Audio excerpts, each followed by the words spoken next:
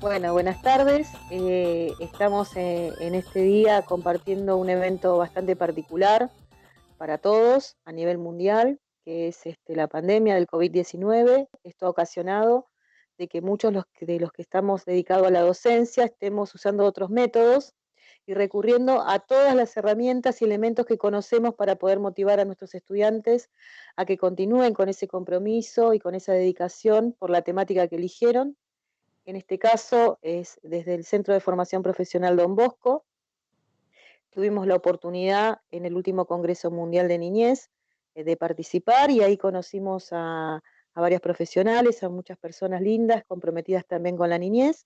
Y en esta oportunidad tuvimos la dicha, la bendición de que la colega, que ahora la voy a presentar, seguramente la están viendo, es desde México, nos va a dar su opinión respecto a la temática de niñez y a muchas preguntas que los estudiantes prepararon para compartir con ella y conocer la realidad de un país hermano que también atraviesa las mismas vicisitudes que nosotros, por supuesto con otras variables que tienen que ver con su economía o su política, pero sí por la gente que he conocido de ese país y que ahora vamos a escuchar gratamente, con un compromiso muy importante por la niñez.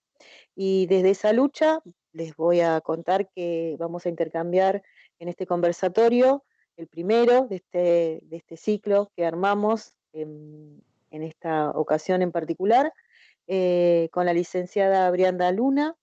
Voy a leer porque tiene muchos títulos, muchos diplomas y mucho compromiso por la niñez, que es lo más importante desde no solamente su pensamiento, su formación profesional, sino desde su persona, que eso es lo más valioso para nosotros como parte de esta comunidad.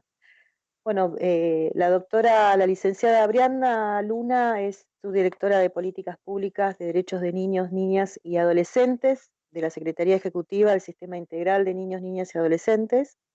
Eh, es diplomada en Derechos de Niños, Niñas y Adolescentes en perspectiva de género en la Universidad de México. También es diplomada en máster en Derechos de Políticas de Infancia en el ámbito local, en un programa, o quiero entender, o ella nos lo va a contar un poquito mejor, en el marco de Ciudades Amigas de la Infancia que se ha dictado en conjunto con España. En la Universidad de Sevilla, Pablo Oliveri también ha desarrollado algunos cursos respecto a la niñez, diplomado de Derechos del Niño del sistema DIF, que ya nos contará, imagino que tendrá que ver con la infancia, pero bueno, ella ya nos los va a contar.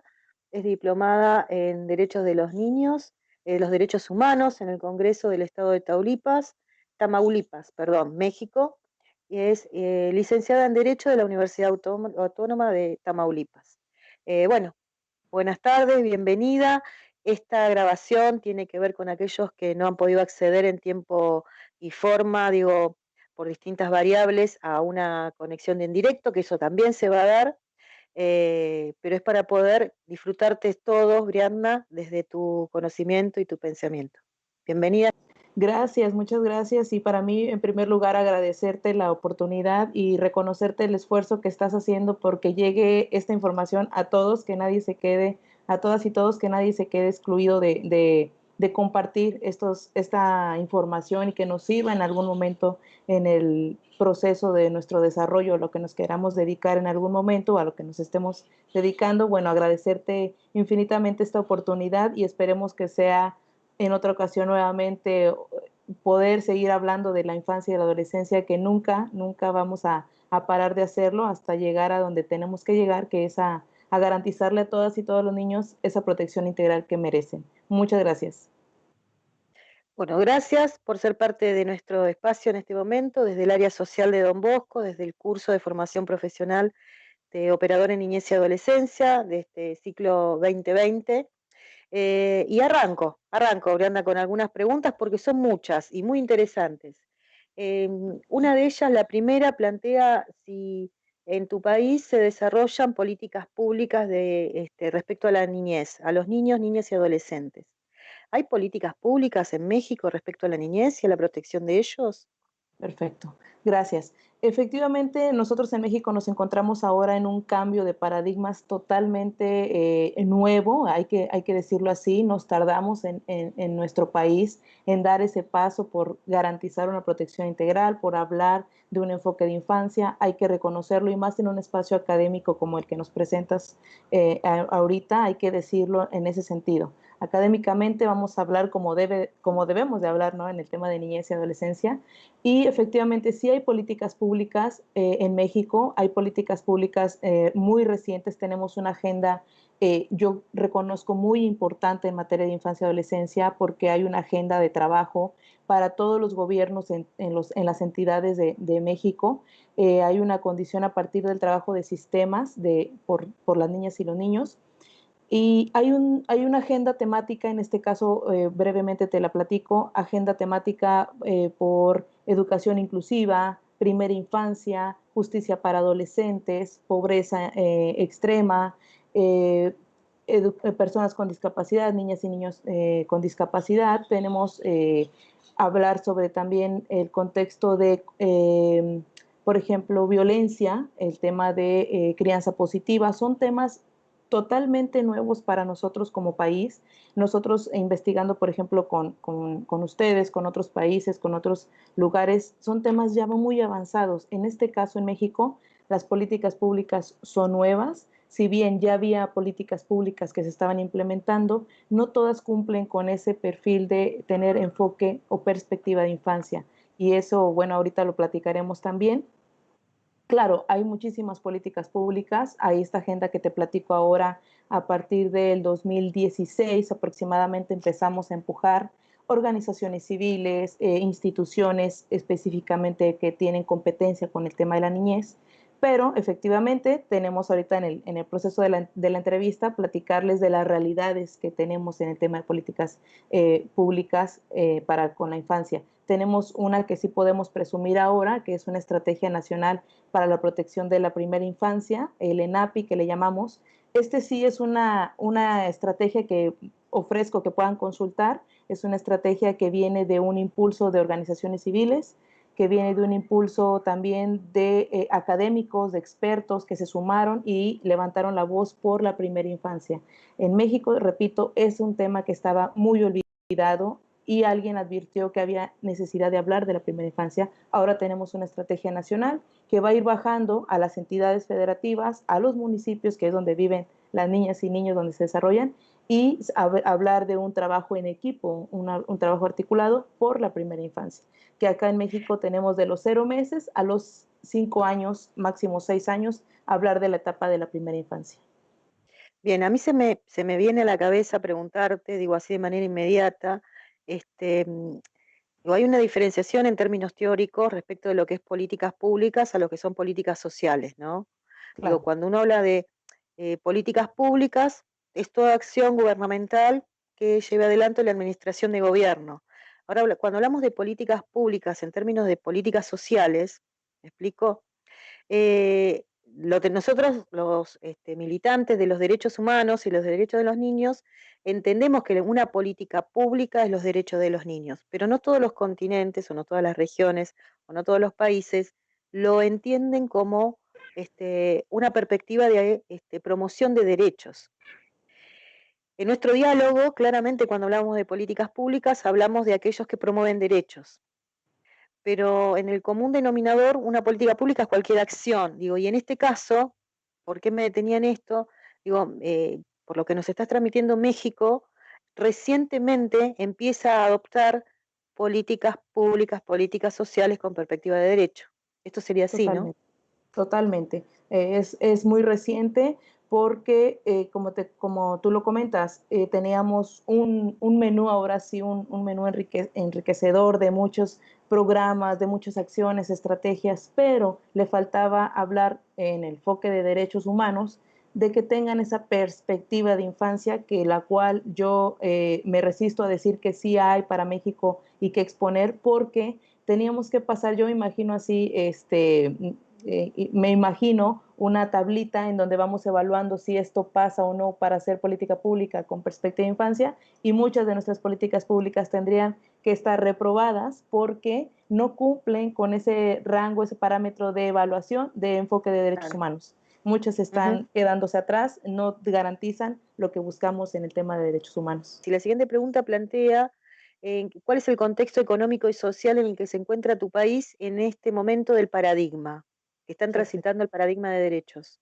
Así es. Mira, te cuento, para nosotros se nos ha catalogado en estos últimos años o meses incluso que México es la segunda economía más grande de América Latina, ¿no? Esa es nuestra base y lo que escuchamos nosotros, incluso que es un país, como ustedes también ya lo sabrán, que depende mucho también de nuestro país vecino, que es Estados Unidos, que tenemos también, ese es otro contexto, incluso yo en donde vivo, que es una zona vecina totalmente de Estados Unidos. Estamos hablando de que a 3 horas estoy cruzando a Estados Unidos. Todo esto tiene que ver con la realidad que tenemos en el tema, como lo mencionabas, económico o socialmente, lo que estamos advirtiendo. Somos país productor en muchos sentidos de, por ejemplo, azúcar, café, maíz, etcétera, ¿no? Petróleo, no se diga. La ganadería, la pesca, tenemos un contexto muy enriquecedor, pareciera que está perfecto, ¿no? Sin embargo, doy un ejemplo de en mi país, en mi localidad, lo que sucede. Somos un estado, una entidad que produce naranja, mucho cítrico, toronjas, limón, y hace unos tiempos nos tuvimos que dar a la tarea de investigar una zona muy pequeña, de una población muy pequeña, que era una zona marginada, como así llamarlo por el gobierno, pero era una zona que rinde mucho, es decir, que tiene mucha productividad en estos frutos cítricos. Hacen una investigación sobre lo que sucede ahí y efectivamente hay mucho dinero en movimiento ahí, la economía no parece que el tema sea pobreza, pero el tema es que no se les ofrece a los que viven ahí, a la población, en este caso hay mucha población infantil, no se les ofrece o no se les garantiza acceso a un servicio de salud, no se les garantiza incluso espacios de esparcimiento, de sano desarrollo, no tienen ellos a dónde llegar. Llega el tiempo en el que se les da una paga por esta producción, y lo que más tienen ellos en cada esquina son depósitos en donde, perdón, en donde se vende cerveza o alcohol, que se les vende incluso a las personas de 18 años, y esto provoca en las familias pues violencia, maltratos, etcétera. Entonces hay una población muy cerrada y no necesariamente tiene que ver con el tema de pobreza como lo tenían catalogado ya el gobierno. Es decir, sí fluye ahí la economía, sí hay, porque se gana muy bien en ese tema, pero hay otro factor que es el factor de la educación, es el factor de lo que nosotros llevamos como información, el acceso a los servicios, cómo garantiza un gobierno que ahí pueda tener ellos acceso a todos estos elementos que van a garantizar que ellos accedan a sus derechos. Entonces, estamos hablando de que eso te habla 30 minutos de donde yo vivo, existe esto. Si bien México, como te comentaba, somos pioneros, somos competentes en el tema de producción de petróleo, pero en la realidad, que lo comentábamos un momento, en la realidad de donde yo te hablo, es que efectivamente sí existe esto, pero un estado muy bonito como el de Chiapas, por ejemplo, que ustedes deberían de conocerlo, los invito, si tienen la oportunidad de venir a México. Chiapas es muy rico, es maravilloso, tiene una naturaleza, tiene todo para ser un estado que compita con otros estados en el tema de hablando económicamente, pero es el estado más precario, el estado con más pobreza, el estado con más embarazo en adolescentes, el estado que más violenta a sus niños y niñas. Es un estado abandonado totalmente, pero tiene mucho para dar, o sea, tiene mucha producción. Sin embargo, volvemos al tema, es totalmente tema de la educación, el de violentar, incluso aprovechándonos de que están en situaciones de extrema vulnerabilidad, aprovechar gente que sí tiene capacidad de explotar en lo más que se pueda a estas poblaciones. A mí me viene, digo, como una reflexión respecto a esta pregunta, que no necesariamente la riqueza económica o de producción de un país se refleja en la riqueza cultural o la riqueza educativa o la accesibilidad y la distribución de esa riqueza en la población.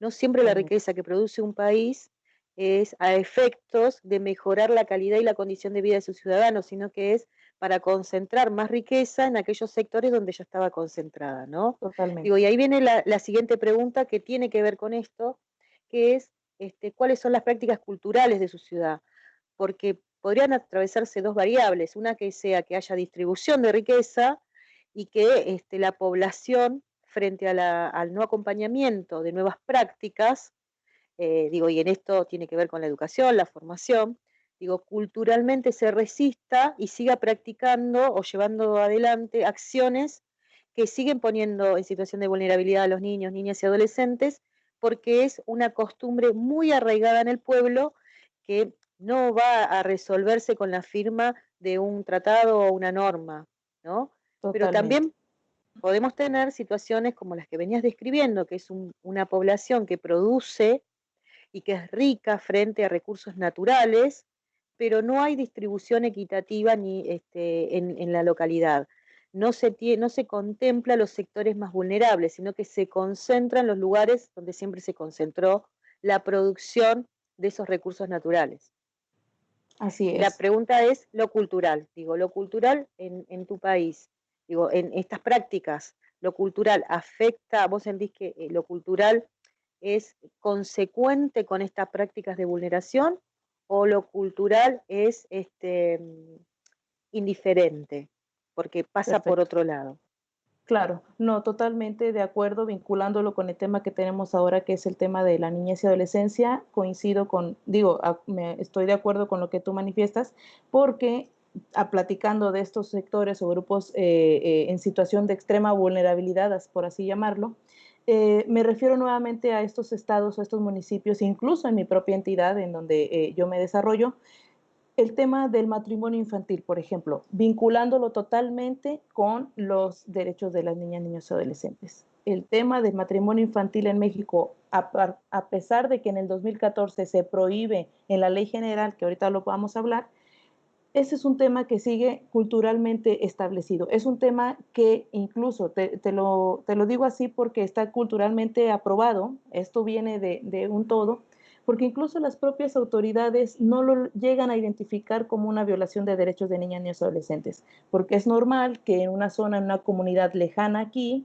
lo fácil es que, te decía yo, nuestro país vecino, Estados Unidos, la mayoría de las personas adultos que no encuentran esto, cómo satisfacer sus necesidades, se trasladan a Estados Unidos, allá trabajan, envían dólares, invierten, atribuyen, ahí llegan económicamente a esa población pequeña que está incluso abandonada por los propios gobiernos, pues es un beneficio, ¿no? Después de un proceso llegan estos adultos, que es una práctica muy estabilizada en algunos sectores, llegan estas personas adultas, contraen para ellos matrimonio con jovencitas adolescentes, te estoy hablando de 12, máximo 14 años, viene un embarazo en adolescente, que también es una violación de derechos humanos, pero eso es una práctica cultural de una ciudad, de una región específica, de una población, y te digo, nosotros hacíamos que esta práctica estaba a muchas horas de distancia de donde nosotros vivimos. Sin embargo, hasta hace un poco de tiempo que hicieron un censo, había autoridades que nos decían, en esa ciudad, en ese municipio, como le llamamos nosotros, pequeño, con 15 adolescentes tal vez, que se pueden censar inmediatamente, pues las 15 adolescentes ya son mamás, van por su segundo parto, y su pareja, en este caso, efectivamente, es una persona que se acaba de trasladar a Estados Unidos y de allá le está enviando dinero. Y cuando tú vas, para todos los adultos, para la población, para las autoridades municipales, es normal que suceda esto. Es una práctica para ellos común. Es lo que sigue después de ser una mujer y de convertirte en adolescente. Lo que sigue inmediatamente es que tú te vas a contraer matrimonio con un adulto y para mí es una práctica totalmente contraria a derechos de las niñas, niños, adolescentes, pero que muchas personas no lo ven así. Es más, no se atreven tanto las autoridades a entrarle al tema porque pues vas a echarte de enemigo a una población que a lo mejor en algún momento de campañas políticas te va a servir y no puedes estar en contra de, ¿no? Entonces, llegar contra esa cultura o tradición, como le llaman algunos, es muy difícil porque hay otros intereses, ¿no? Sin embargo, pues el interés superior nadie lo identifica ahí. Y sí, yo me quedaría, fíjate, con esa práctica que aún está en México, no hemos podido llegar a frenar esto, no se identifica aún como violatorio de derechos de niñas y adolescentes, y es el común, te estoy hablando a 2 horas de donde yo vivo, que pues se puede decir que es más céntrico, sigue sucediendo en ciudades y en municipios aún pequeños, nadie lo identifica.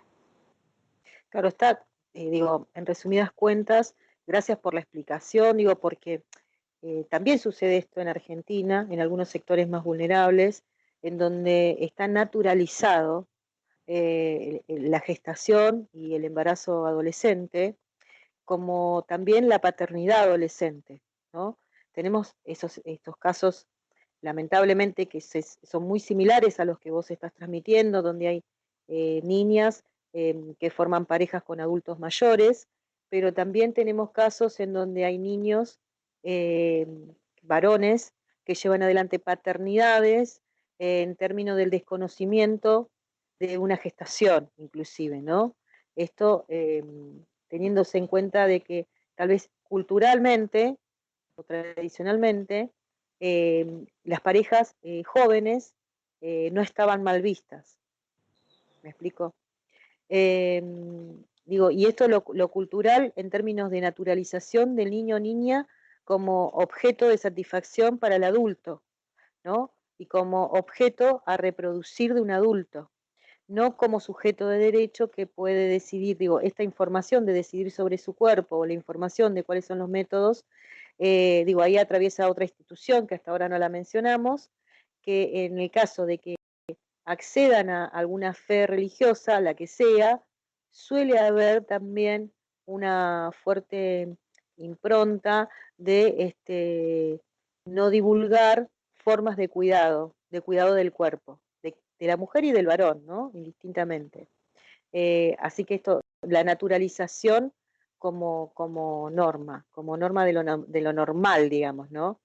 Y ahí viene la siguiente pregunta que hablábamos de niñas, niños y adolescentes, estábamos hablando de las políticas públicas, de cómo es el contexto económico y social en relación a estas políticas públicas de niñez y adolescencia, pero hay un dato que hasta ahora no mencionamos y que es sumamente importante, que es en tu país, para tu país, ¿hasta qué edad es niño? Bien. Perfecto. Pues igual, toda persona menor de 18 años se considera niña o niño, si bien nuestra nueva ley, que ahorita vamos a hablar de ella, nuestra nueva ley efectivamente menciona lo mismo como la convención, porque esta ley está armonizada con la Convención de los Derechos del Niño, y nuestra ley hace una clasificación de niña a niño, toda persona menor de 12 años y adolescente de los 12 años cumplidos a menos de 18 años. Hay una especie ahí de esta clasificación porque pues para México, como tú ahorita lo comentas también, en el tema de adolescencia se espera que se generen otras políticas públicas diferentes y para esta legislación era muy importante quienes la trabajaron de hacer esta separación de la niñez y la adolescencia para poder hacer ver o visibilizar esta etapa con políticas públicas específicas. Entonces, sí, toda persona menor de 18 años se considera niña o niño y nuestra ley ya en particular hace esta diferencia entre niña y niño hasta los 12 y a partir de los 12 hasta menos de 18, adolescencia. Bien, esto me da pie a la siguiente, que es cuáles son las normas que protegen en su país a los niños, hasta qué edad es mayor de edad, ¿sí? Y si estas normas son obligatorias en todos los departamentos de México, en todas las provincias, Uh -huh. o si hay alguna legislación específica que se diferencia a nivel interno como país de un departamento a otro, de una provincia a otra. Perfecto. Me encanta esta pregunta porque quería, sabiendo que quienes nos están viendo y escuchando son estudiantes y pues a todos nos enriquece saber información de otros lugares para poder enriquecernos. Te cuento muy brevemente. México, platicamos al principio que es un cambio de paradigmas, que estamos en un proceso en donde vamos a ir viendo cosas nuevas y que a lo mejor a la mayoría de la población les puede incluso espantar hablar del reconocimiento de titulares de derechos a las niñas y niños, etcétera. Te cuento que fuimos parte de un proceso muy, muy difícil. Pasaron muchos años después de la convención en México para llegar a una ley que dejara de ser asistencialista, para llegar a ser una ley que reconozca a niñas y niños como titulares de derechos. Esto se logra a través de una lucha permanente, incluso de sociedad civil, académicos, investigadores, algunos diputados o senadores en los congresos, gente que le interesaba el tema de la infancia y la adolescencia se suman y se publica o se crea, en este caso después se publicó, la Ley General de los Derechos de Niñas, Niños y Adolescentes. A partir del 2014 tenemos una nueva ley general que en primera parte, en sus primeros renglones, dice: esta ley reconoce a niñas y niños como titulares de derechos. Esto en pie. Lo que se pretendía con esta ley era armonizarla conforme a lo que establecía la convención. Esto también contarte viene a regaños del Comité de los Derechos del Niño después de esos exámenes periódicos que nos hacen prácticamente como escuela y a los alumnos, ¿no? ¿Sabes qué? Pues nos evidenciaban de que México estaba muy despacio en el proceso y bueno, tras regaños periódicos con el Comité de los Derechos del Niño, nos exigían ya armonicen su ley conforme a lo que establecieron desde el 1990 y empezó un proceso. Tenemos una nueva ley general. Apenas estamos, te digo, ya muchos nos dicen, ya no digan que es una nueva ley porque esta ley ya tiene aproximadamente 6 años, pero bueno, seguimos diciendo que es nueva ley porque ni siquiera nuestros propios cercanos conocen el contenido de esta. Para los estados también fue una obligación, pusieron una especie de semáforo de evaluación por entidades, ya ves que después funciona mucho, al menos acá en México, la competencia entre estados de decir, ay. Entonces, no, digo, esto que planteabas de que para México aún siguen, digo, inclusive los que están comprometidos con la normativa y la aplicación de la normativa a nivel nacional, la siguen llamando la nueva ley. Esto nos Exacto. contabas, ¿no? Sí. Y esto tiene que ver con la reforma de la Constitución, digo, en el año 90, o es una acción de competencia y de atribución del Estado de poder adherir a tratados internacionales. Digo, porque en Claro. Argentina sí ha sido, se incorpora a la Constitución Nacional a partir de una reforma constitucional que se da en el año 94, si bien se había adherido en el año 86. ¿Me explico? Sí, claro. Sí, efectivamente. En nuestro marco jurídico, la ley, la Constitución tuvo que ser reformada. En el 2004 aproximadamente empiezan a surgir nuevas reformas, en donde a partir del reconocimiento, incluso algo muy trascendental que surgió en México, es que se reforma la Constitución y se reconoce a todas las personas como titulares de derechos humanos, cosa que muchas personas no creen, desean, ¿cómo pudieron ustedes estar con una constitución que no reconocía a las personas como titulares de derechos? Decía esta constitución, sí, esta constitución no decía reconoce, sino dará, es decir, que cualquier momento te la podía quitar, ¿no? Era así como que dará los derechos humanos, etcétera. Ahora es reconoce, te reconoce como persona, como titular de derechos humanos y suben, así, como lo que tú platicabas, a los tratados internacionales al mismo rango constitucional. La constitución política y los tratados internacionales a la misma altura que la constitución, porque eso también era un pleito entre las personas, ¿no? Y ahí es donde los derechos de los niños empiezan a influir en ese apartado. Ok, entonces los niños también son personas y también son titulares de derechos humanos. Y empieza este movimiento más de presión de estas organizaciones. Yo voy mucho por reconocer el tema de las organizaciones civiles y expertos académicos porque fueron los pioneros en estar presionando. Hay que reconocerlo como tal. En México hay muy buenos organizaciones civiles y académicos que impulsan mucho estos temas y en la infancia tenemos muy buenos en esa materia y gracias a ellos se hizo todo este movimiento de tener una ley general, de reconocerlo, de decir el Comité de los Derechos del Niño nos está regañando desde hace muchos años, nos dan la ley general, nos obligan a las entidades ya bien sea a armonizar las legislaciones o a modificarlas, a cambiarlas totalmente. ¿Y qué pasó en nuestra entidad en particular? Perdón, toda la legislación, esa ya se hizo una nueva, que en este caso sí es copy-paste de la ley general, pero bueno, eso nos beneficia porque ahora tenemos una ley que reconoce a las niñas, niños y adolescentes, que habla de un sistema de protección, que habla de procuradurías de protección, que si bien ya más adelante platicaremos cómo vamos evaluando ese proceso, pero sí tenemos hoy en día una ley general con enfoque de derechos, con esta perspectiva que reconoce el interés superior, y todas las entidades de la República ya tienen su nueva legislación, porque te decía, es una especie de que nos fuimos evaluando y esas competencias luego nos benefician a algunas personas. Bueno, muchos estados era como que fulanito de tal ya lo hizo, ahora nos toca a nosotros, ya tenemos todos una ley que reconoce a niñas, niños y adolescentes a nivel general, y por entidades ya tenemos las propias. Qué bueno. Y esta aclaración que nos hacía en esta última parte, Brianda, respecto a los derechos humanos y al reconocimiento del derecho humano, wow, es re fuerte. Estamos en el siglo XXI, ¿no? Cuando hubo tantos delitos de lesa humanidad y en donde se firmaron tantos tratados y convenciones a los efectos de proteger el derecho humano, y en función de ello, la especificidad de la no discriminación hacia la mujer, de los derechos de los niños, digo, el ejercicio y la práctica y la participación política, digo, económica, social, digo, cuánta normativa internacional y por los que nos transmitís, recientemente se reconoce como derecho humano. Y ahí viene la siguiente pregunta, que habla, que puntualmente plantea cuál es el acompañamiento que se desarrolla desde el país. La voy a leer tal cual, así no me equivoco. ¿Cómo el Estado acompaña a las diferentes realidades familiares? ¿Qué criterios implementa para abordar las situaciones de vulnerabilidad de derechos? Digo, y cuando hablamos de las distintas realidades familiares, a mí me viene, digo, inmediatamente al pensamiento que hasta hace no mucho no se tenía ni en cuenta el concepto familia, digo, si no lo reconocían como personas humanas, digo, y como si no se los consideraba titulares de derechos, o sea, me imagino que hace no sé cuánto tiempo, reciente, antes de esta declaración, de este reconocimiento, o sea, ¿qué podíamos reclamar o qué podríamos preguntar respecto a un acompañamiento familiar?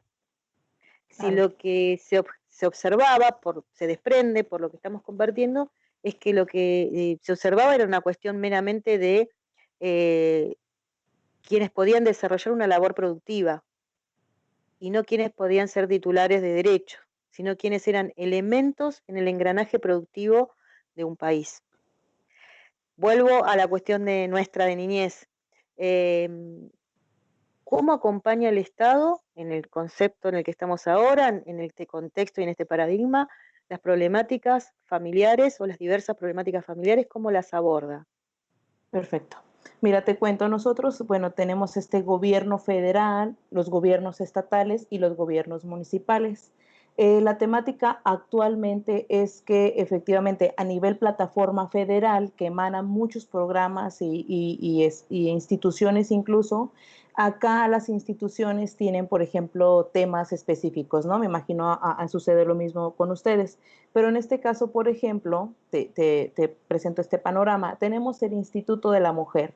Se supone que la esencia del Instituto de la Mujer es ver todos los temas relativos al tema de las mujeres, el tema de los sistemas DIF, que hace un momento leías las cuestiones académicas. El sistema DIF, que lo comparto, es un sistema históricamente arraigado en México, establecido en México, que se llama Sistema del Desarrollo Integral de la Familia.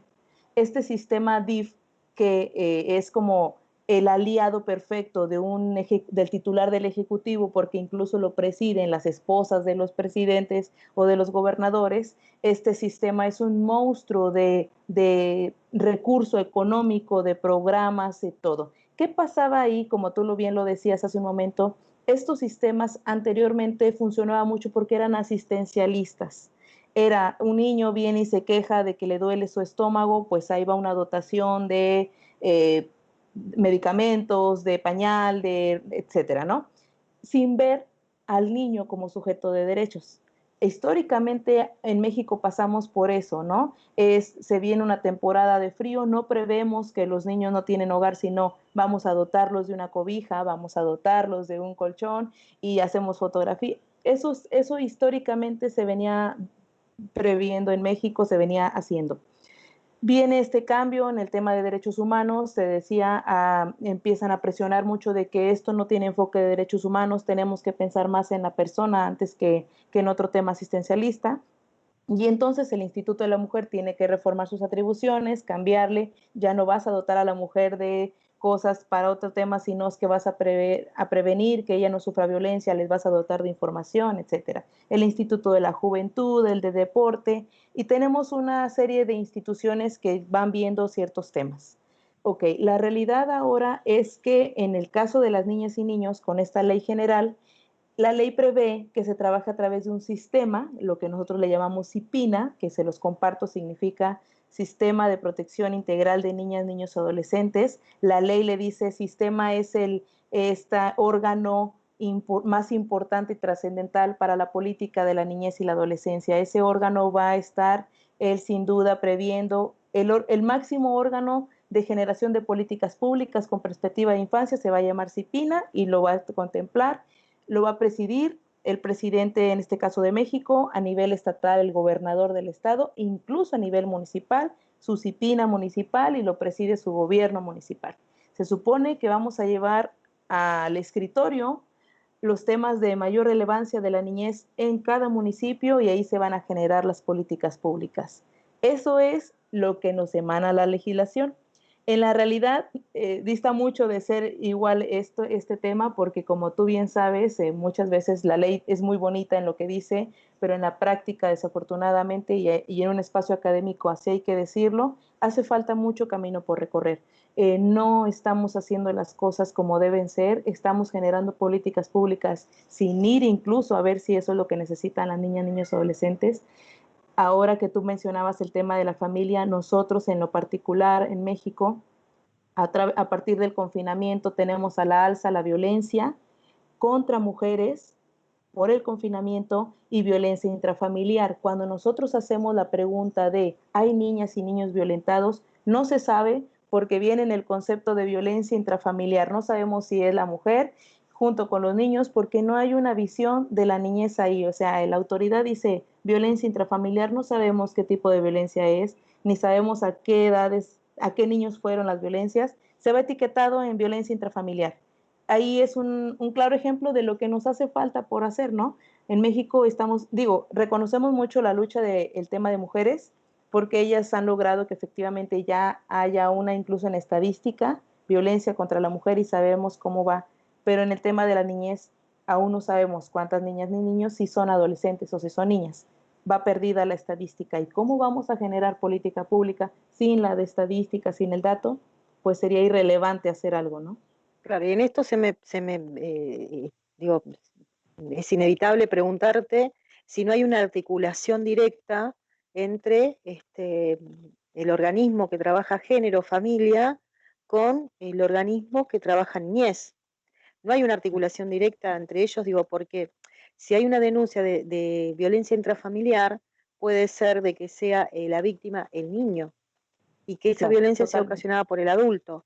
O puede ser también que haya violencia entre adultos y el niño sea la víctima indirecta de esa situación, pero claramente que afecta profundamente ese desarrollo pleno, ¿no? En un estado atomizante, en un lugar cosificante y claramente de receptor de todo aquel ejemplo de maltrato eh, y de cosificación. No hay Totalmente. articulación entre un organismo y otro, entonces. Lo hay si medimos, en un 60%, te lo pongo así. ¿Por qué? Porque efectivamente, por ejemplo, nuestro CIPIN a nivel federal obliga a que el Instituto de la Mujer del que te hablaba esté formando parte del sistema, es decir, somos un todo, el sistema lo invita y la visión, en este caso el Instituto de la Mujer, está dentro de nosotros.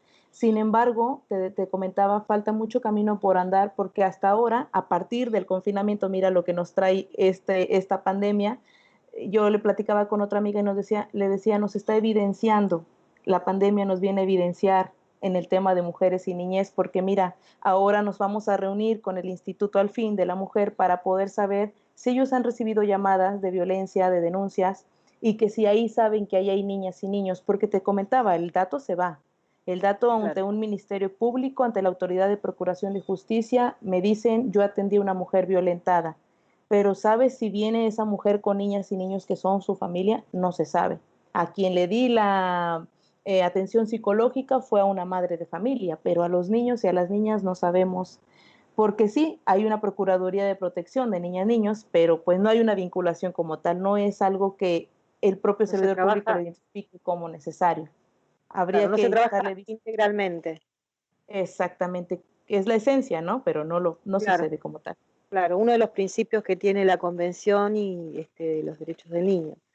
Voy a otra pregunta más que plantea si en tu país existen programas sociales, políticas sociales, como por ejemplo en Argentina, que existe la asignación universal por hijo o el programa Progresar, que estimula, que motiva, que impulsa y que además controla que los niños, niñas y adolescentes accedan al sistema educativo en tiempo y forma y que puedan tener controles de salud anuales y en caso de terminar la educación obligatoria, que es la inicial, primaria y secundaria, con el programa Progresar, continúa con esta cuestión de salud y de educación con aquellos que son mayores de 18 años, ¿no?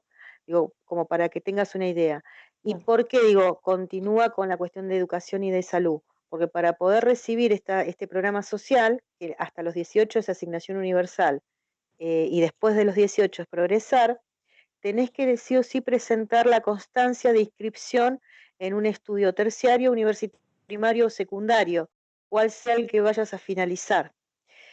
Y lo tenés que presentar con la certificación académica de esa institución educativa. En Argentina la educación es pública. Me gustaría saber si en México también.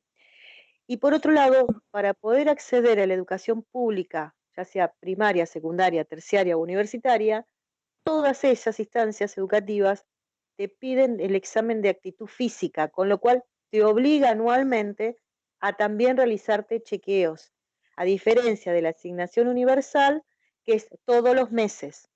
En el nivel adulto, digamos a partir de los 18, es una vez al año. Cada vez que te vas a reinscribir a la carrera o al terciario o a la materia de la universidad, todos los años tenés que presentar tu control médico, tu chequeo médico. ¿Me explico? Wow, sí, ¿Ustedes? claro. Mira, me has dejado encantada con ese programa que comentas, con esa política. En México, ahorita que me estás comentando estas características que tiene, estoy tratando de traer a mi mente estos programas que nosotros tenemos acá. Sí tenemos, como te comentaba, un catálogo muy amplio de programas, incluso este nuevo gobierno del 2018 que tenemos en México le apuesta mucho a los adultos mayores, por ejemplo, es como su estandarte de decir apoyo a los adultos mayores. Y yo siento, a lo que tú me cuentas y con la pregunta que me haces, que sí quedamos a deber en el tema de infancia y políticas públicas. Como tal, no veo algo semejante en México. Tenemos un programa que se llama Prospera, que si bien analiza a la familia y apoya con una beca a un miembro de la familia que esté estudiando, se le beneficia con un programa que se llama, te comento, Prospera, se le da cada mes, no recuerdo la cantidad, pero se les da una cantidad en apoyo económico, pero con las características que tú me comentas que yo creo que es muy valioso tenerlo en cuenta para nosotros también proyectarlo en nuestra entidad como una buena práctica la de ustedes. Creo que no rebasamos dos, tres características para que sea política pública de infancia, la de nosotros.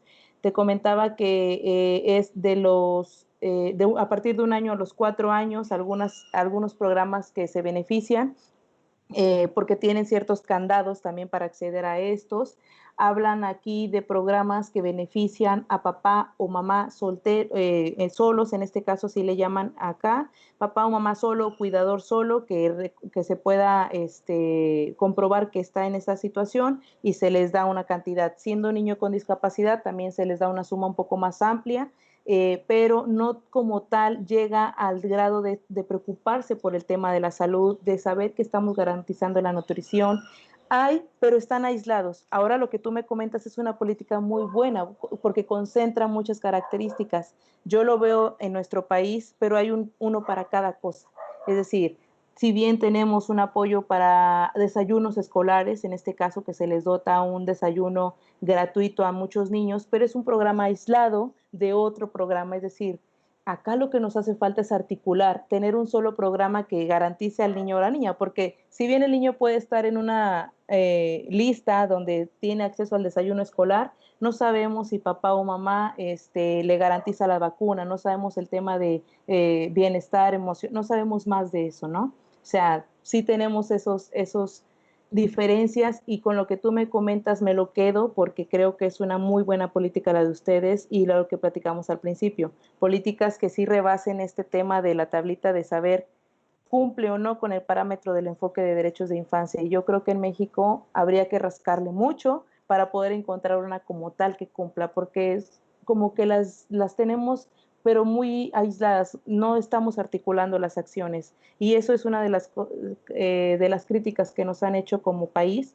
No sabemos hacer las cosas de forma articulada, no sabemos garantizar algo porque cada quien quiere llevarse su pedacito a su institución. Y si yo hablo de nutrición, yo solamente acaparo el tema de obesidad, esto, pero no lo compartimos con el sector de salud. Entonces es una crítica que sí efectivamente nos han hecho y como tal no veo un programa parecido al de ustedes que tenga ese nivel de llegar a tal grado, porque incluso las edades que tú me comentas son tan interesantes acá, se procura, te decía, ok, si eres estudiante de secundaria, te voy a dar una beca, pero ya pasaste de otro programa, no va un programa seguido, ya no sabemos ese niño o esa niña en qué situación va, se le da una beca por simplemente ser estudiante de secundaria y porque su papá comprobó, su mamá, que es de una familia de escasos recursos y se va a garantizar su beca. Pero sí son aisladas, fragmentadas estas acciones que Claro. no nos van Bueno, a llevar a nada. digo, son algunos, ¿no? Porque hay también, digo, en este momento vigente, el programa de primera infancia o el programa Crecer, que van en consonancia con estos. ¿Me explico? Son todos articulados y son todos complementarios y eh, reforzadores de una política pública de niñez, que no necesariamente es maravillosa.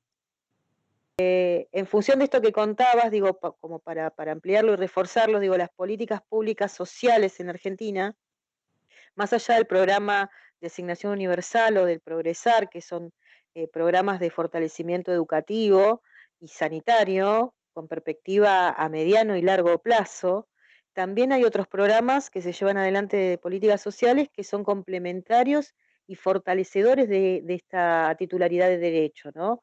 Que, por ejemplo, aquí tenemos el programa de primera infancia, ¿sí?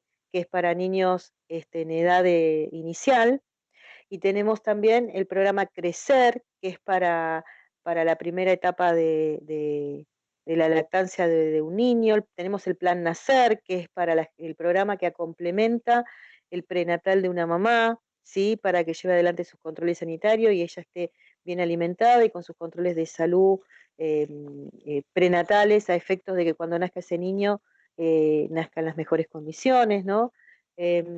Bueno, hace poco, hasta el 2015 lo tuvimos, esperemos que se remonte, el programa Cunitas, que era un programa que asistía a esa madre eh, indistintamente de la edad, pero era la perspectiva y el enfoque era de derechos del niño, a ese niño recién nacido con los elementos mínimos, básicos, para tener una llegada saludable, ¿no? Y una llegada digna a esta vida, digo, desde una cuna, el armado de una cuna, los primeros ajuares de bebé, pañales, leche maternizada, el camisón para la mamá para el parto, las pantuflitas, la mamadera para el bebé en caso de necesitarlo, digo, con el ajuar de niño, de ese derecho del niño por nacer, ¿no?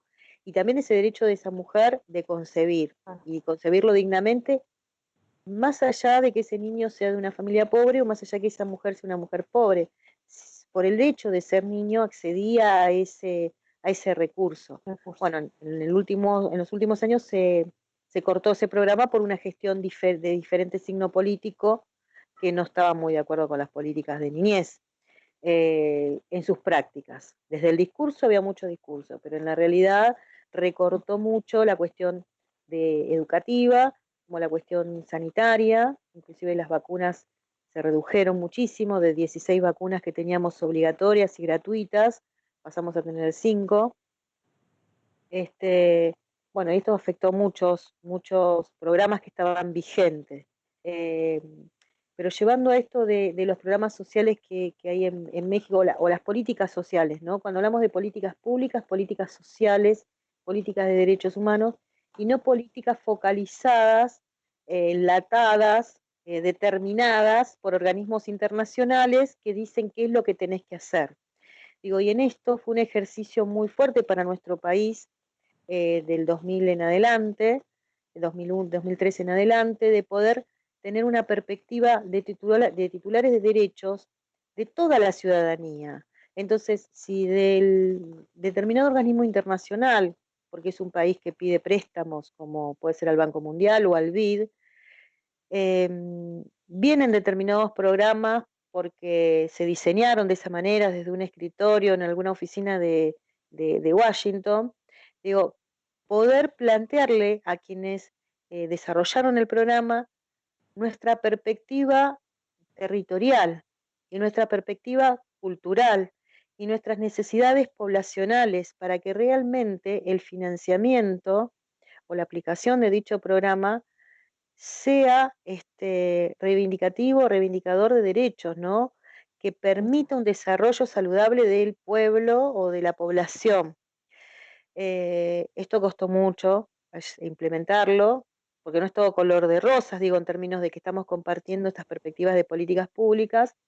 Se logró durante bastante tiempo en la gestión del presidente Néstor Kirchner y las dos presidencias que tuvo Cristina Fernández de Kirchner también, digo, amerita mencionar la titularidad de esas presidencias, porque implementaron políticas públicas, políticas sociales, y luego vino otra presidencia de otro bastión o de otra entidad política partidaria, que la mirada era completamente diferente. Y esto, digo, en términos de políticas públicas, tenemos como lo hablábamos al inicio en la pregunta 1, ¿no? Tenemos esa mirada de política pública, entendiendo que lo público es un gasto, o tenemos la mirada de política pública, entendiendo que lo público es una inversión para el desarrollo de la población.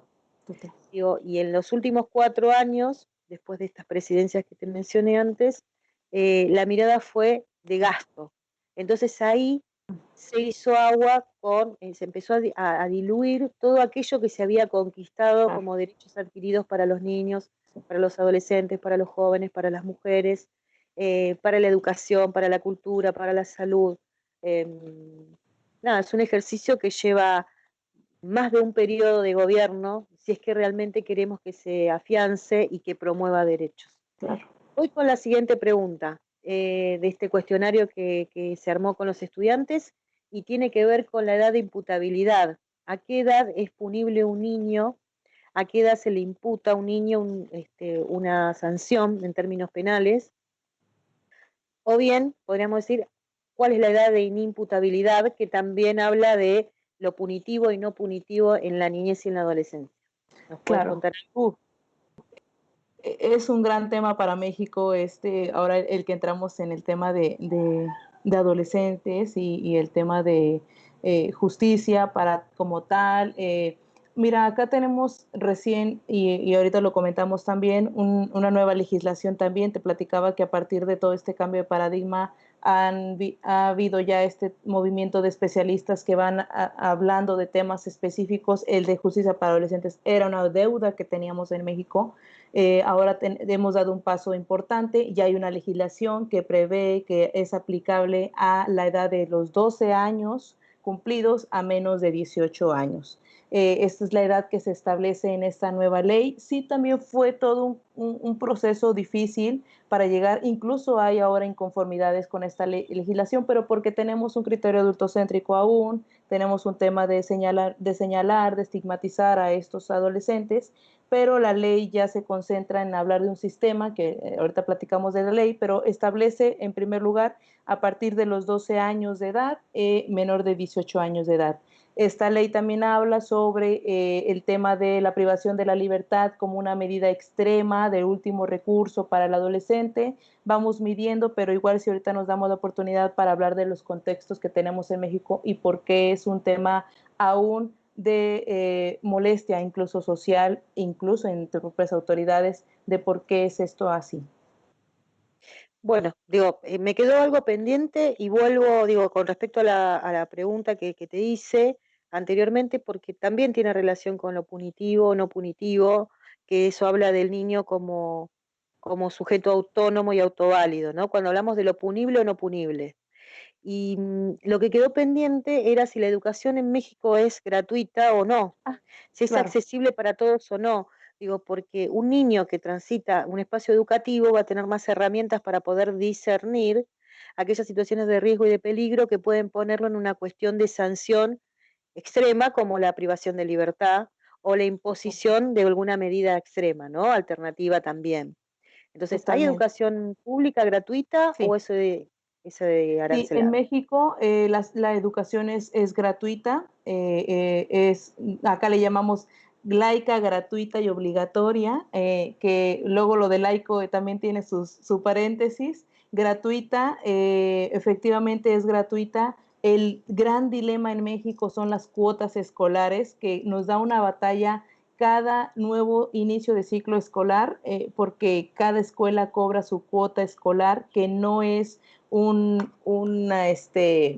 te diría? Un límite para ingresar o inscribirse, eso está claro desde la Constitución. Sin embargo, hay autoridades que abusan del desconocimiento de algunas familias y ponen como regla: si no pagas una cuota escolar, no estás inscrito a la escuela. Entonces, es una violación abiertamente de derechos humanos y visible ante muchos lugares en México. No hemos arreglado esa situación, es gratuita, te platicaba, laica, gratuita y obligatoria, son las características acá.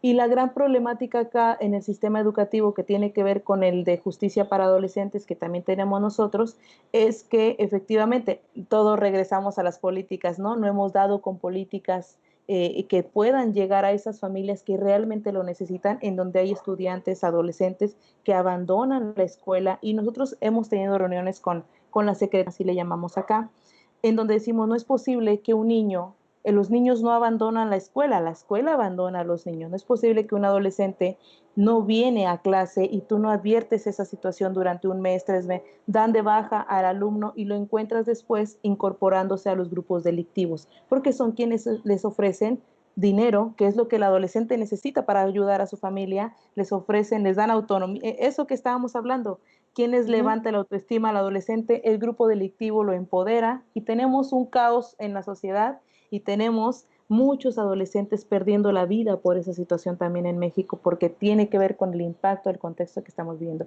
Efectivamente, en el tema educativo tiene todo que ver la relación con la realidad del contexto de la familia, y que muchos niños, niñas y adolescentes abandonan la escuela y tú los encuentras en esas situaciones. Luego los encuentras ya en conflicto con la ley. Ahí te Claro, los encuentras. claro. Bueno, respecto a lo que veníamos, digo, porque tiene que ver, perdón, la pregunta de del sistema educativo o del modo, cuál es la práctica educativa.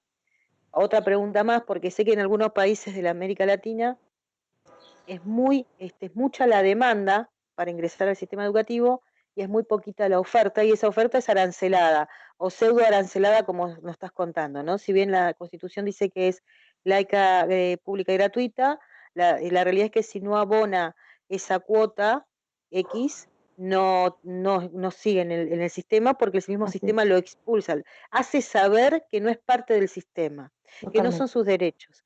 Digo, y en esto, no es para cerrar el tema porque todos los temas tienen que ver con todo, pero digo, ¿hay suficientes espacios educativos para los adolescentes, para los niños?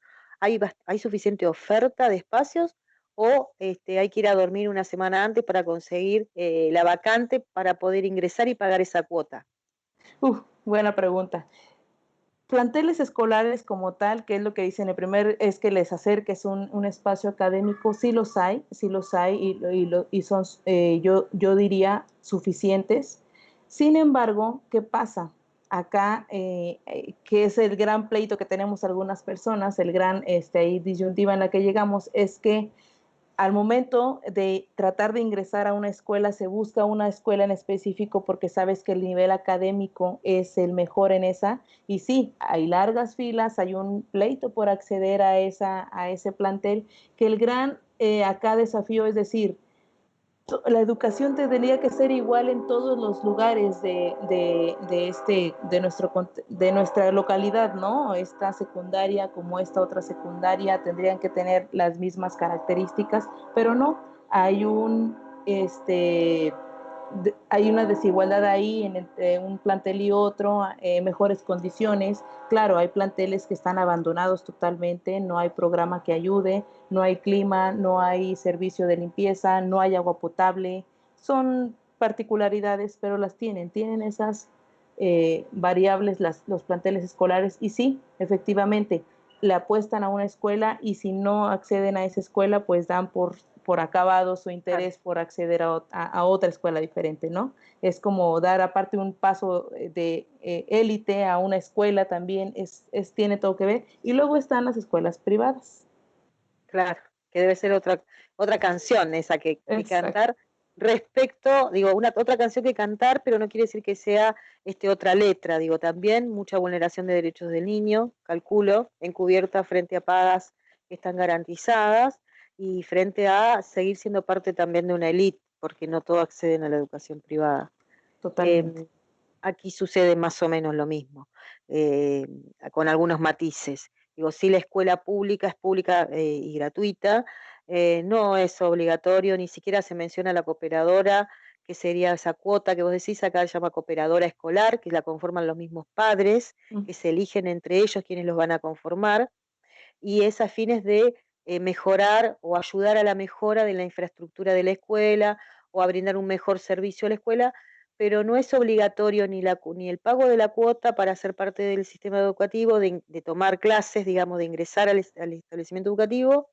Y de hecho, te doy un ejemplo, si un niño o un adolescente no tiene DNI, igualmente puede inscribirse en la escuela y la escuela está obligada por el sistema de responsabilidad, digo, de corresponsabilidad que hace a la promoción de derechos del niño y a la convención que nosotros escribimos, que gestione con los organismos de niñez, Wow, por ejemplo, la tramitación de la partida de nacimiento, de la inscripción de ese niño, del DNI de ese niño, para que cuando finalice sus estudios secundarios los tenga. genial. Así debería ser, por lo menos. En muchísimos casos, el equipo de orientación escolar de la escuela lleva adelante esa acción en conjunto con el organismo de niñez y en otros casos no, como pasa en la vida misma.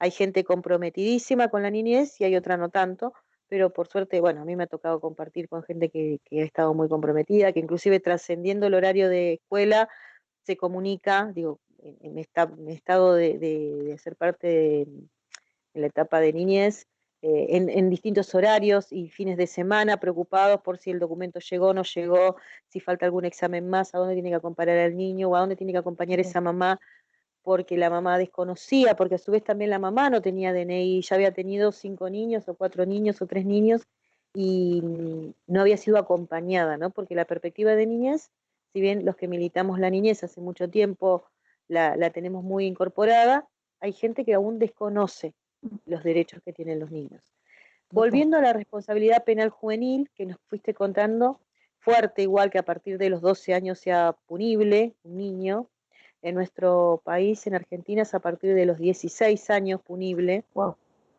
Y esto, digo, se ha de 16 años, o sea, inimputable de 15, sí hay excepciones que tienen que ver con delitos graves, ¿no? O sea, por supuesto, la privación de libertad es una medida extrema y última, pero sí hay delitos que son graves y que la misma norma lo plantea, el mismo sistema de responsabilidad penal juvenil, que en nuestro caso es un sistema reciente, desde el 2007, que se legisló al respecto, en donde la justicia se mira con una mirada de justicia restaurativa, ¿sí? Y no punitiva, en donde se plantean distintas alternativas de métodos alternativos para el cumplimiento o el resarcimiento de ese daño, la recomposición a ese daño que se produjo.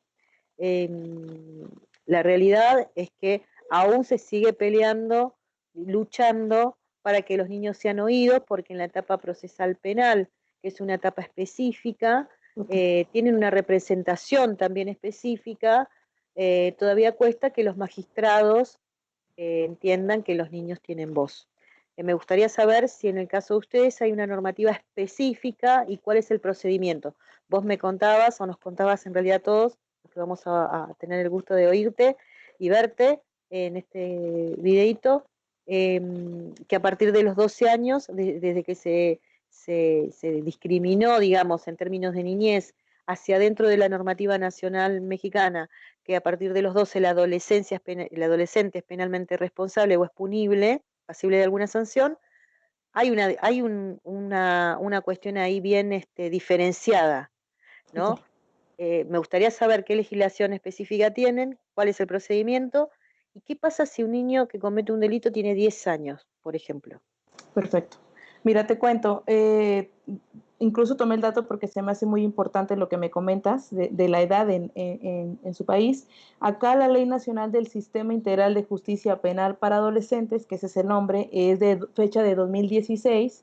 Tuvo un ir y venir esta legislación, había quienes decían no es necesaria, estábamos hablando que estábamos en una legislación específica, sin una legislación especial con enfoque de infancia y de adolescencia, y entonces surge este movimiento por hacer una nueva legislación.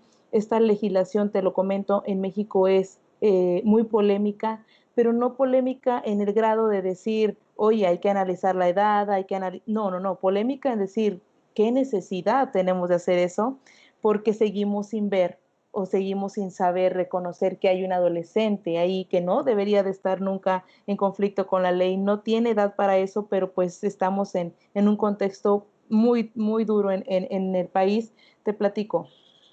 Esta legislación tiene, te digo, desde 2016 que se publicó en el Diario Oficial de la Federación, sigue siendo una legislación que no convence en México a las autoridades, sigue siendo lo que tú comentas también una realidad para nosotros, que los propios litigantes, este abogado litigante, que el propio defensor público, los jueces, todos tienen una queja de esa legislación porque siguen sin ver al adolescente como titular de derechos. Para ellos es un adolescente que si tuvo ¿cómo le llaman? Escuché esa palabra hace poco y me causó mucho ruido.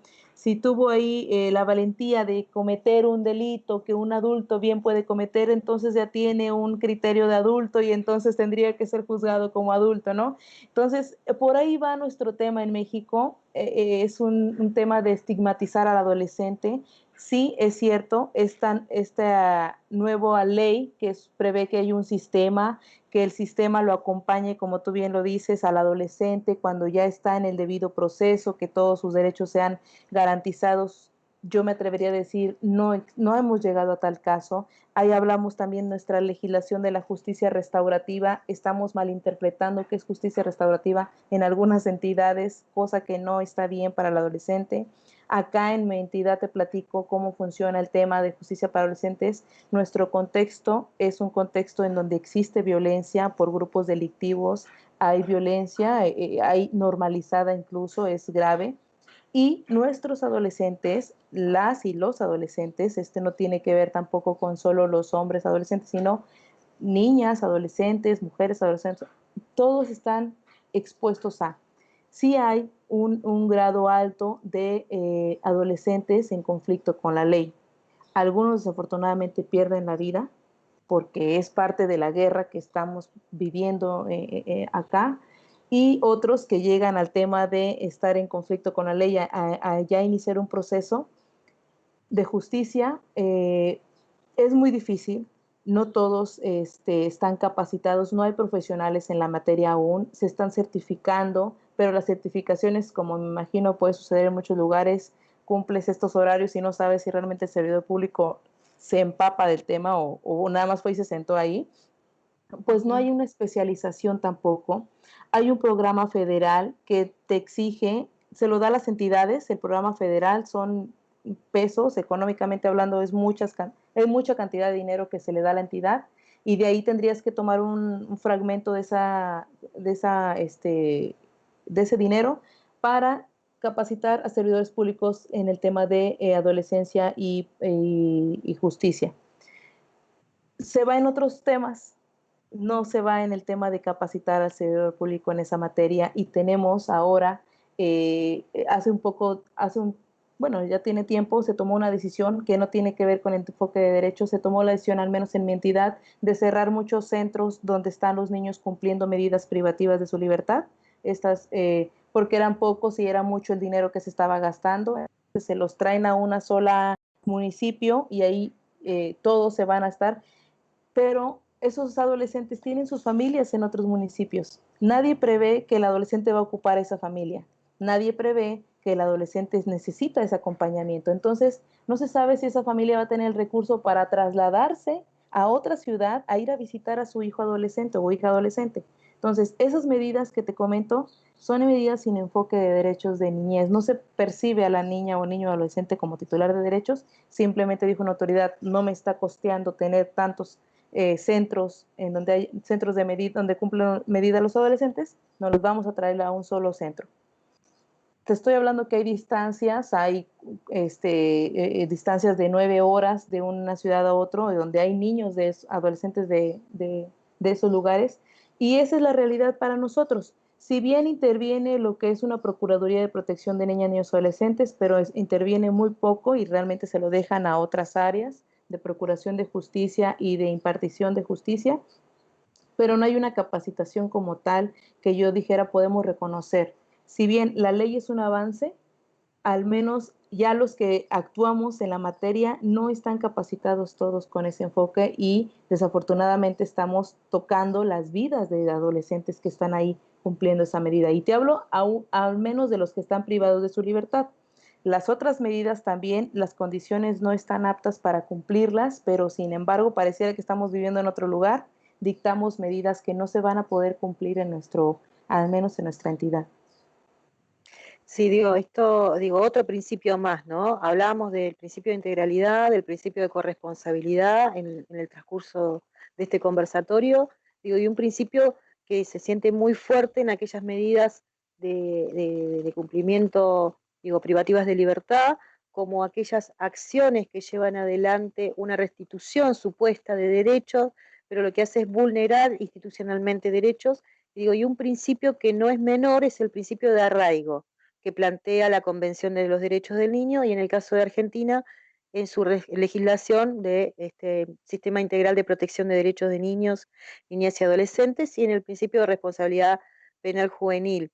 El arraigo como elemento sustancial para la reconstrucción de sociabilidad de ese niño que estuvo en situación de riesgo y vulnerabilidad, más allá de que el hecho que haya cometido haya sido ilícito, que haya sido un delito.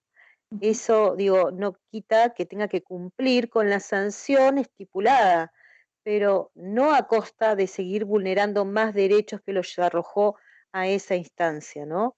Em, repasando estos principios rectores de la Convención, y en nuestro caso, además de nuestra normativa nacional y provincial, la integralidad, la corresponsabilidad, el arraigo. Y sigo con más preguntas, a ver si, en esto de conocer tu país maravilloso, muchos nos acercamos también a México a partir de la película Coco, Oh, que llegó acá, y los que son de mi generación, ya lo sabe, doctora, usted, porque lo hemos charlado cuando nos conocimos allá por España, hace 2 años atrás, el Chavo del Ocho, representante indiscutible de la vulneración de derechos de los niños y de la mirada adultocéntrica constante, ¿no? Un personaje que a mí en lo particular me llena de mucha ternura y también de mucha tristeza, porque si uno lo observa con detenimiento, es la realidad de muchos niños en nuestros barrios más vulnerables. Sigo con el cuestionario y en este caso la pregunta es si el acceso al sistema de salud es gratuito o hay que pagar. Perfecto. El sistema de salud en México efectivamente prevé en algún momento que sea gratuito para las personas que no tienen garantizado su seguro social, su seguridad social. Sí prevé que tenga nosotros, por ejemplo, quienes trabajamos, me imagino en todos los lugares, pues tenemos el acceso al servicio de salud y se nos hace, pero en este caso, en México, con una población en desigualdad total, necesitamos hacer esos espacios en donde se les reconozca que tienen esa necesidad y tenerles al servicio el acceso gratuito. ¿Qué pasa? Acá en México comentábamos que nosotros recién tenemos un nuevo gobierno federal. Hubo muchísimos cambios en programas. Había ya programas muy establecidos ya para el tema de servicios de salud gratuito. Con el nuevo gobierno federal de hecho, tome nota de esto, el Instituto de Salud para el Bienestar, lo comento como tal. Este instituto tiene esa mirada de llegar a los sectores con mayor vulnerabilidad y hacer que se acceda al servicio de salud. Eso sí hay que reconocerlo, el nuevo gobierno federal trae esa bandera de vamos a ayudar a la gente en pobreza extrema, vamos a ir ahí a estos pueblos, incluso a pueblos indígenas, y tenemos mucha riqueza en ese tema nosotros, vamos a llegar a ellos y les vamos a decir que está garantizado su servicio, su acceso a su derecho a la salud, que pueda ser previsto incluso por las entidades. Se prevé esta situación en México, claro que también tiene sus asegúnes, como le decimos acá, tiene los gobiernos estatales sobre todo difieren mucho de lo que es este instituto porque no conviene también para algunos gobiernos que ofrecer un servicio gratuito para algunas personas, hablamos de presupuesto y todo. Sin embargo, efectivamente, el gobierno federal ahora prevé esta situación y va a buscar, así lo han mencionado, llegar hasta todos los sectores y que nadie se quede sin el acceso a servicios de salud, incluso de medicamentos. Llega hasta allá esta amplitud. Sí hay que reconocer en México que tienen esta visión ahora este nuevo gobierno de llegar a. Te digo, no hemos visto ahora aún los resultados porque es un gobierno pues apenas entrando, se están estableciendo las políticas apenas, va a ser un cambio, como tú lo comentabas hace un momento, lento, porque es un gobierno con nuevas ideas, buenas o malas son nuevas, entonces hay que sacudir unos programas que ya la gente se identificaba con ellos, y en el tema de muchísimos cambios para el gobierno federal, para México. Uno de ellos es este Instituto de Salud de Bienestar, que es lo que prevé ayudar, entre otros sectores, al tema de salud. Bien, digo, porque, a ver, para ver si fue claro. O sea, el sistema de salud mexicano es aquellos que tienen relación de dependencia acceden a una obra social, como Así es. nosotros accedemos a una obra social, una prestación sanitaria Exacto. prepaga o privada en compensación con nuestro salario. Ahora, Totalmente. el que no tiene trabajo, el que Ajá. es pobre de toda pobreza, digamos, el Chavo del Ocho, Exacto. niño que estaba en situación de calle o de abandono, de negligencia, porque sabemos que vivía en el 8, pero nunca vimos a nadie que vivía ahí. Bueno, Digo, y esto viene la pregunta en consonancia con la anterior del sistema de salud, si ese niño, esa persona, hoy en la actualidad, ese niño en situación de vulnerabilidad, en situación de riesgo, en esa situación de negligencia, necesita atención médica o en situación de calle, eh, ¿puede acceder al hospital? O sea, ¿se lo lleva al hospital y lo atienden inmediatamente? ¿O es así es. necesario que quien lo traslade tenga algún tipo de garantía económica, pagando algún tipo de servicio que le brinden al niño ahí o al adulto ahí? ¿O tenga que cubrirlo con su obra social? O sea, ¿cómo sería? Claro.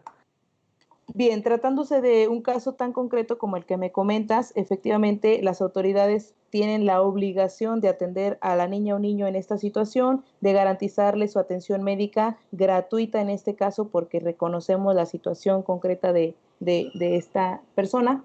Y ahí habría que acercarse la figura que ojalá tengamos tiempo de platicarla, la Procuraduría de Protección de Niñas, Niños y Adolescentes, que tiene todas las atribuciones legalmente ya incluso establecidas para garantizar o hacer que las otras instancias, las que tengan que intervenir en ese caso en concreto, garanticen que el niño tenga acceso a todo lo que se necesita en ese momento. En este caso, pues particularmente en el tema de salud, no habría que tener ningún impedimento para que él acceda a su hospital o a cualquier hospital al que haya llegado, si se requiere trasladarse, si, lo que haya que hacerse, se le avisa a la Procuraduría de Protección y esa acción que tendría que hacer la Procuraduría de Protección, te digo, bien encaminada después de que se le dan estas atribuciones en la ley, de que sea pues un protector de ese derecho de los niños.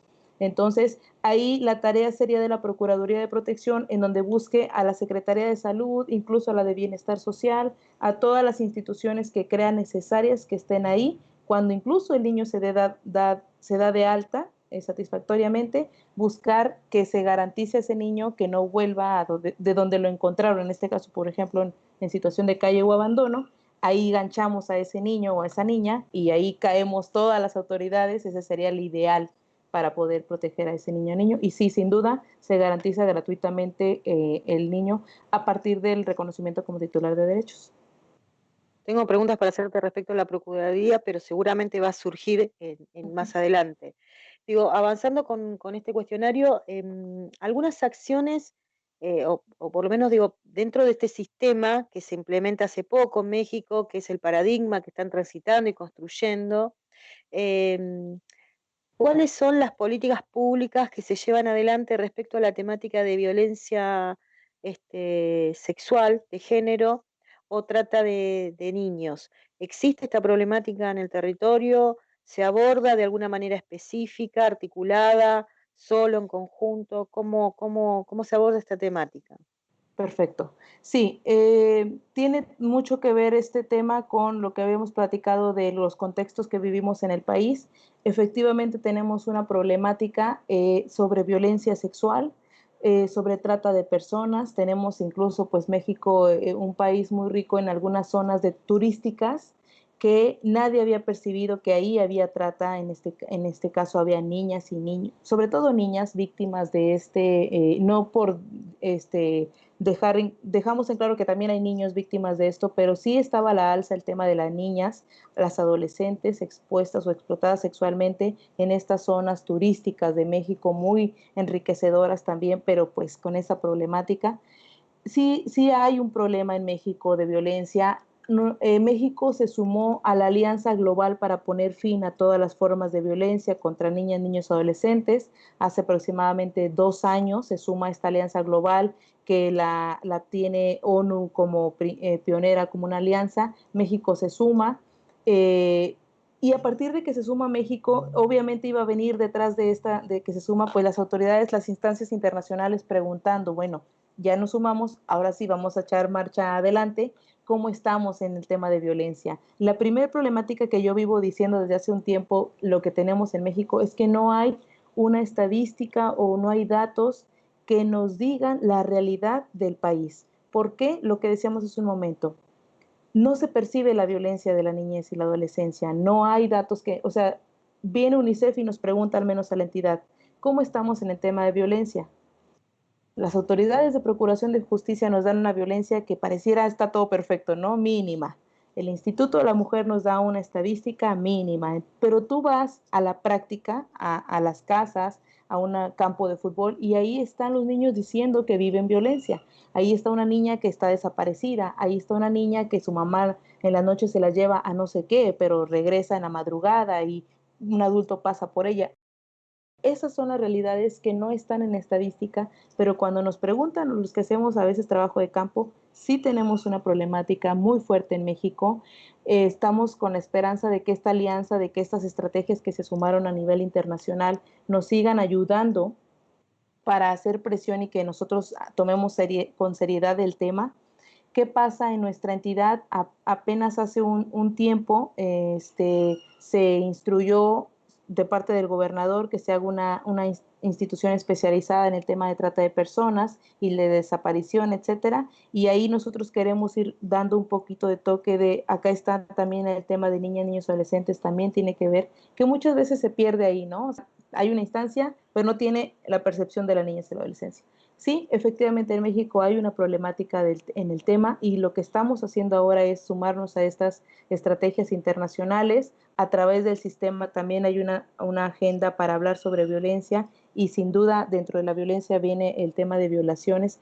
Incluso el abuso sexual y violación sexual en nuestra entidad está a la alza y más, te digo, nosotros también tenemos zonas turísticas en nuestra entidad. Ahí también se da el tema de trata de personas, de explotación, de pornografía infantil, de la publicidad de los cuerpos de adolescentes en áreas educativas incluso. Sí tenemos un problema muy grave en México, pero si ustedes investigan no podrá salir mayor estadística, pero la realidad, en lo que nosotros en campo, tenemos una problemática muy Tienen grave en el varios. tema. Ujú. Exacto.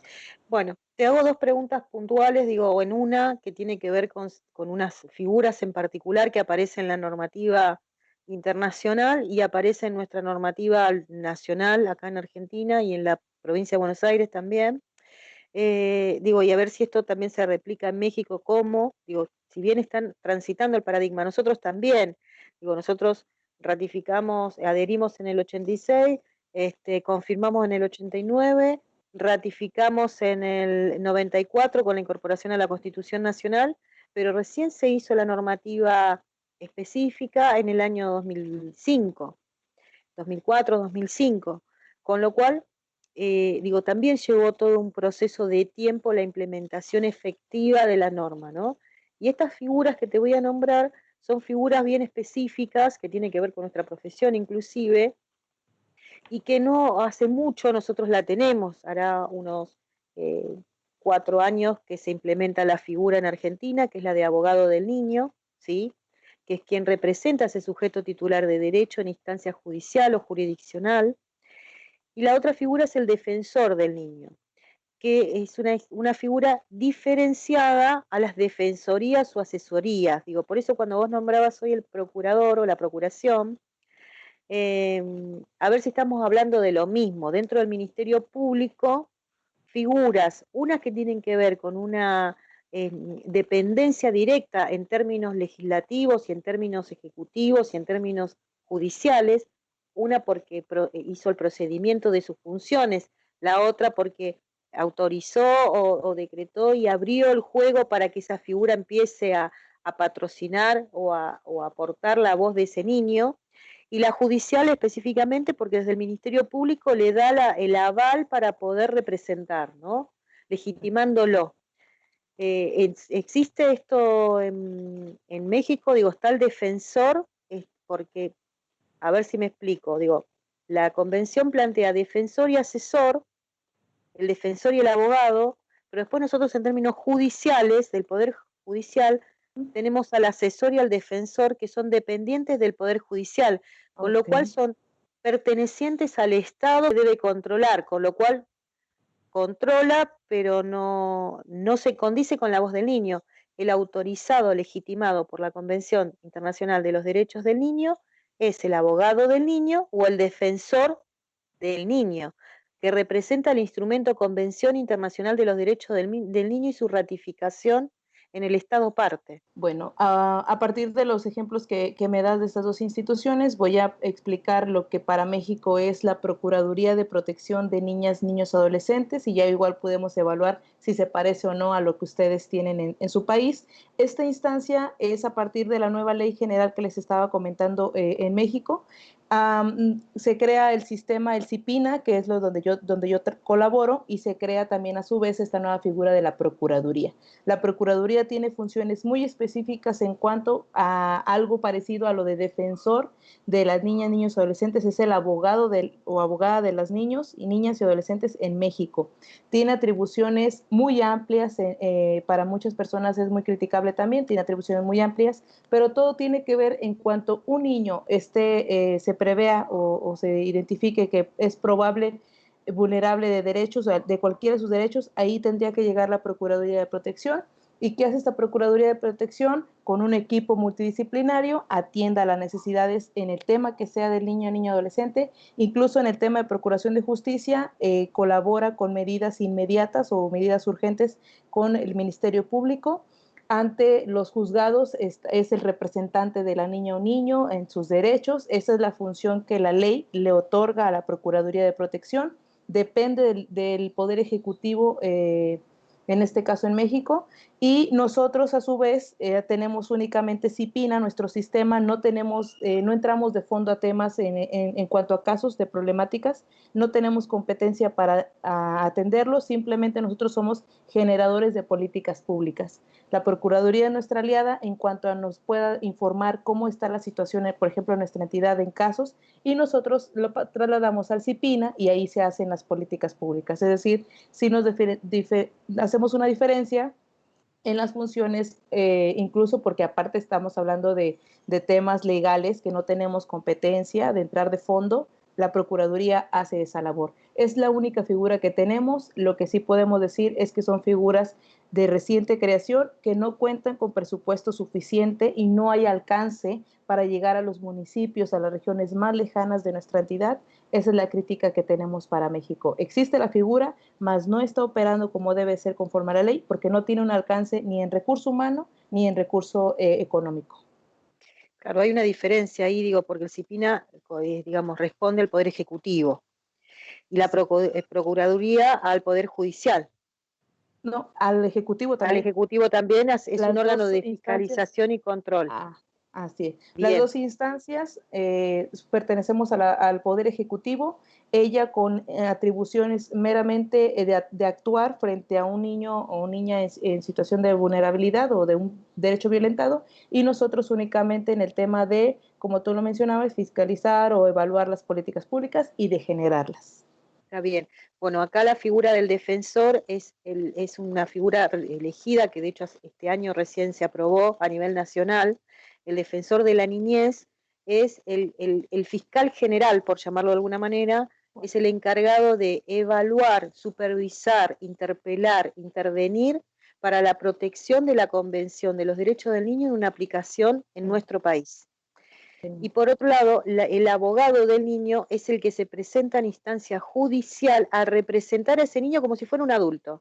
Cuando el adulto tiene un conflicto con la ley, ya sea o una problemática a resolver familiar, que es de acción civil, un adulto convoca a su abogado y se presenta a litigar por alimentos o se presenta a litigar por un divorcio o por una convivencia, ¿no?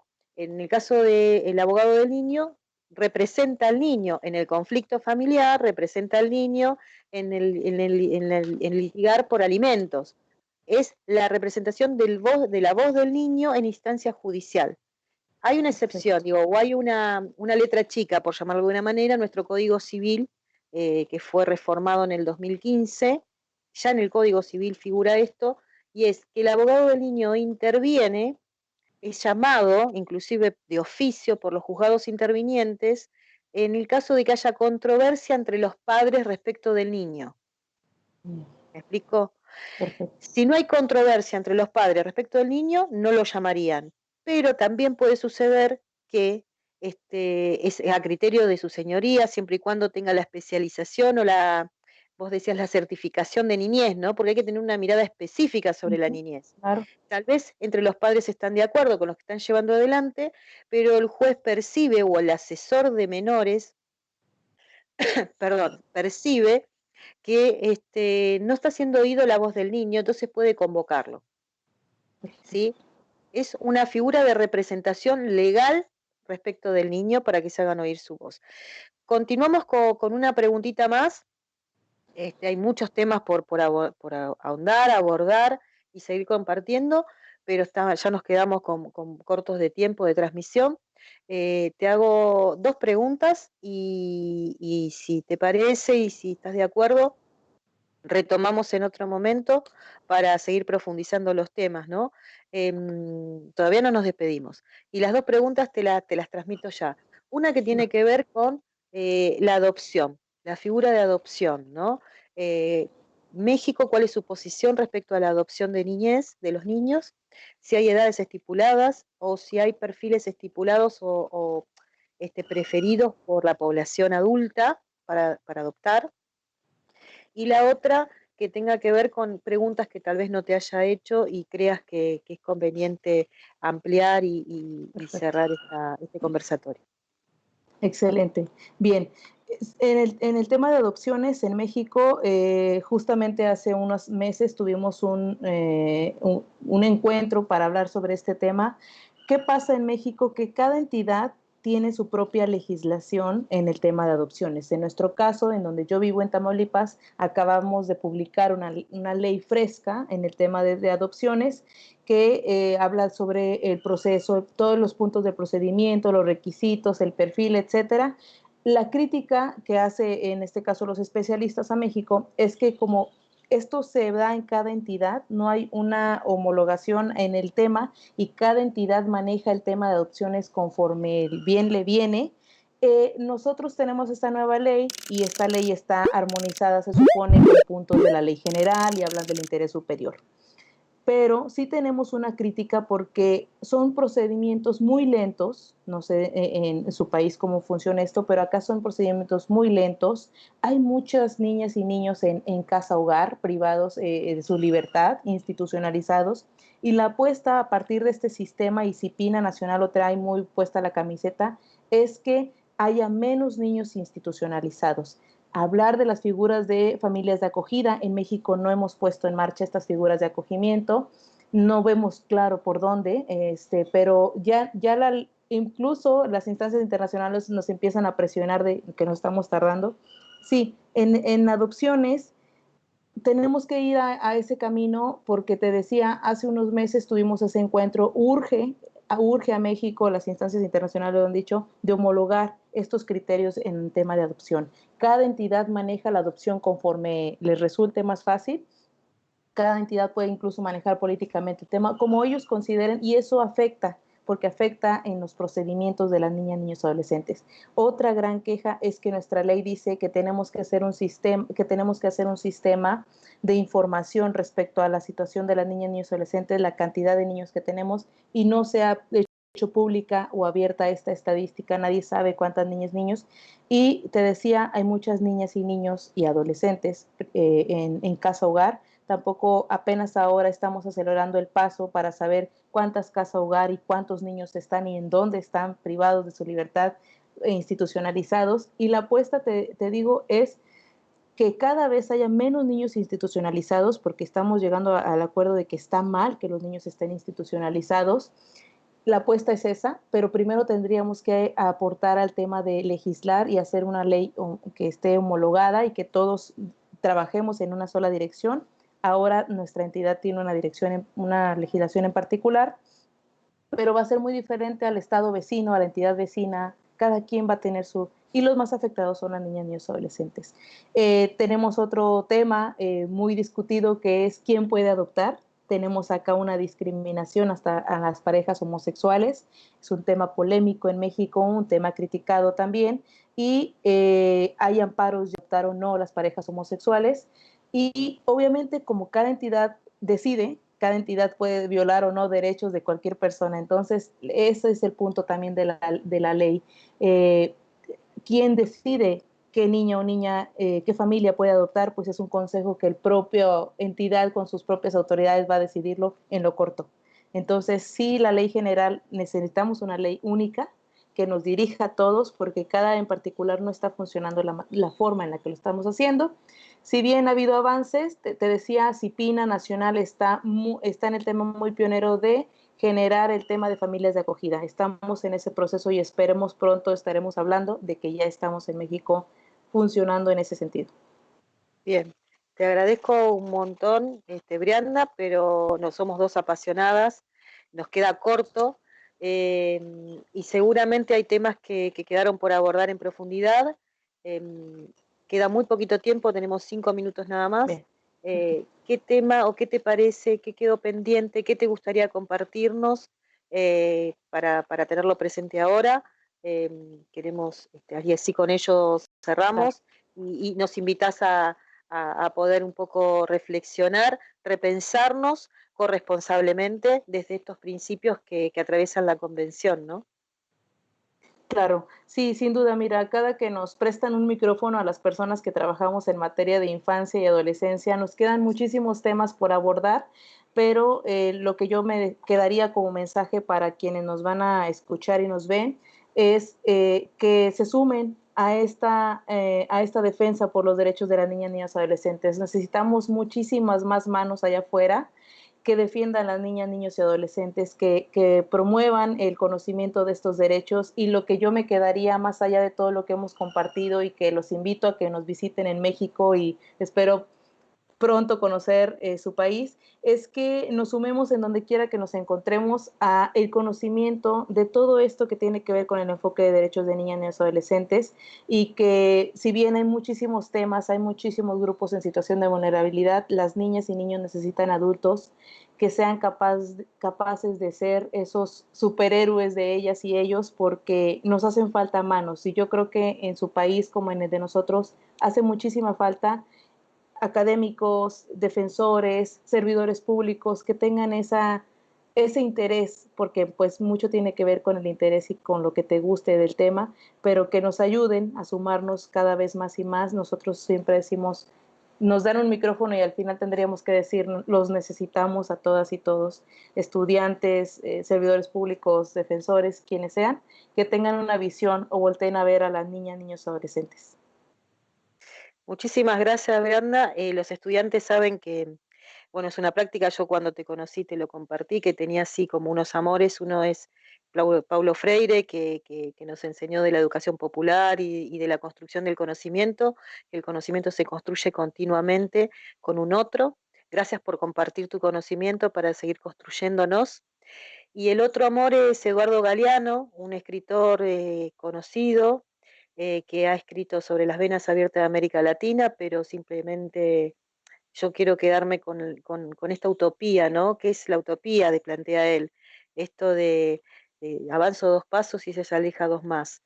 Y en esos cuentos maravillosos que escribió, hay uno que a mí me conmueve profundamente, que es el del mundo, que dice que todos somos fueguitos y que alumbramos con distintas luces, ¿no? Algunos son fuegos bobos, dice, otros fuegos tontos, y otros fuegos arden con tanta fuerza que uno los mira y no puede dejar de parpadear y encenderse. Gracias por permitirnos seguir encendiendo la llama del compromiso, del amor por el otro, y Galeano es en el top 5 de mis preferidos. Voy a cerrar con él, que dice que somos lo que hacemos para cambiar lo que somos. Ojalá se replica en esto y se repita en muchas personas que puedan oírlas o vernos, el compromiso y el amor y el poder entendernos parte de esa transformación con el otro, para que los niños efectivamente sean titulares de derechos. Muchas gracias, y en algún momento conoceré México y nos abrazaremos profundamente. Así Gracias. será. Un abrazo. Bye.